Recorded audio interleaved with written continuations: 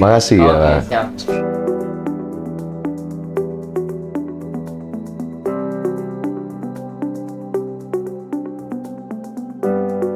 Saya memulai karir saya di Australia pada tahun 1998.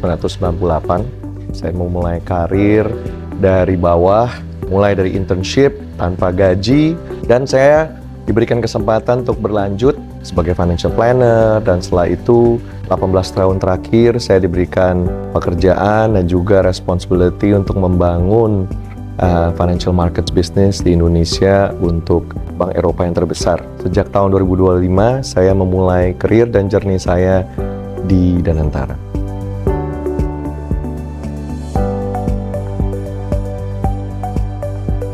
Diberikan responsibility untuk membentuk tim treasury dan public investment dan juga investor relation di investment arm Danantara, yaitu PT Danantara Investment Management. Karena memang most of the heavy lifting, risk-taking activity untuk investasi di pasar modal, itu akan dilakukan melewati Danantara Investment Management.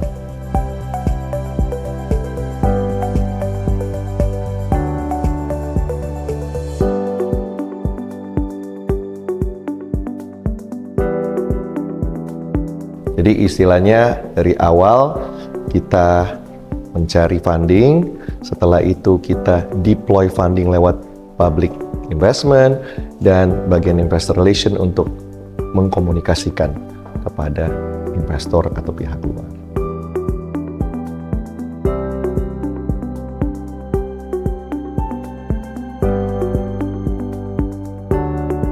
Of course, they would like to learn about the potential, karena mereka melihat kita sebuah negara yang besar and penetration potential yang sangat besar. Berhubung dengan melihat populasi di negara ini very huge, big potential from the middle income earners or working age population, and at the same time penetrasi untuk sektor-sektor tertentu masih cukup rendah, sehingga itu memberikan dampak yang positif potensi kepada investor asing. Dan setelah itu mengenai Danantara, karena ini adalah institusi baru yang dibentuk by the virtue of the law, reports to the president, mereka ingin melihat bagaimana Danantara bisa membantu sebagai agent of growth, berinvestasi untuk bisa memberikan dampak yang positif, not just on the national economic impact, tapi juga dari sisi other added value yang lain, social impact, jobs creation.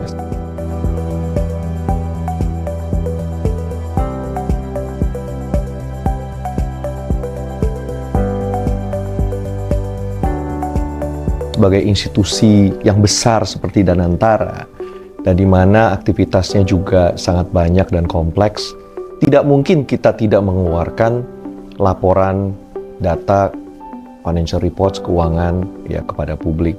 Karena memang sudah ada moral obligation, kita harus mengeluarkan financial reports. Dan saat ini memang ada beberapa institusi di dalam holding Danantara, sebagian sudah selesai, dilakukan audit juga oleh the Big Four accounting firm. Ada juga yang memang belum selesai dan segera akan bisa dikonsolidasi di bagian holding, dan soon for sure tahun ini laporan keuangan akan bisa diterbitkan.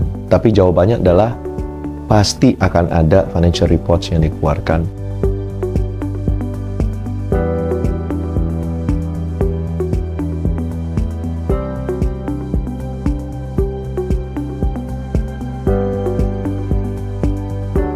Yeah, it was a landmark transaction untuk Danantara Investment Management. Kita memulai aktivitas di akhir tahun lalu dengan engagement dengan beberapa bank untuk melakukan pre-rating work.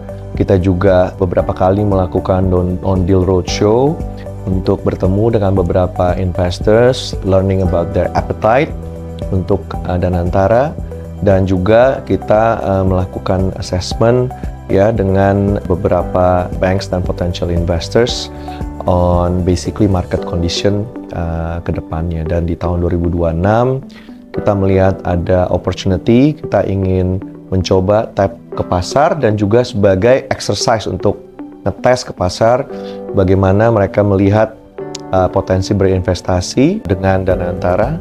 And at the same time, kita melihat berapa ya premium dari sisi kredit yang harus kita bayar sehingga terbentuk harga dari issuance kita yang baru diselesaikan beberapa minggu lalu.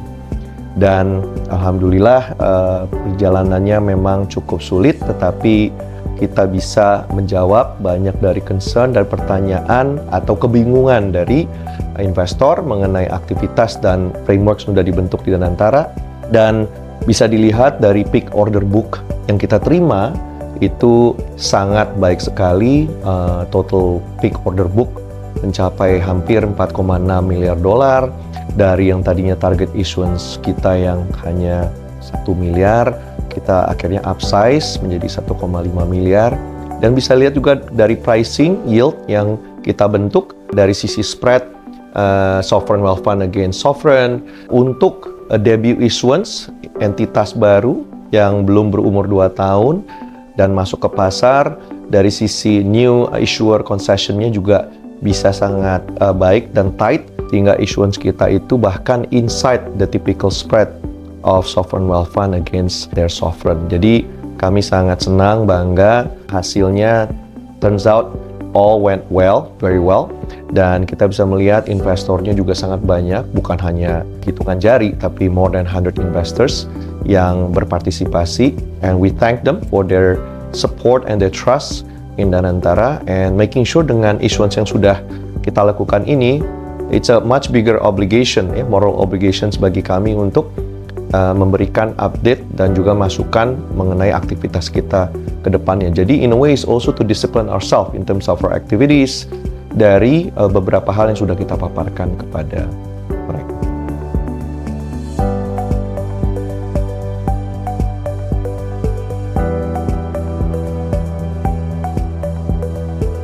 Beberapa proyek tersebut juga akan menggunakan mata uang dolar, ya, sehingga memang kita sebagai salah satu action kita untuk melakukan natural hedge in our balance sheet, mencari pendanaan dalam mata uang asing, tetapi juga di complement dengan pembukuan aset yang dalam mata uang asing tersebut.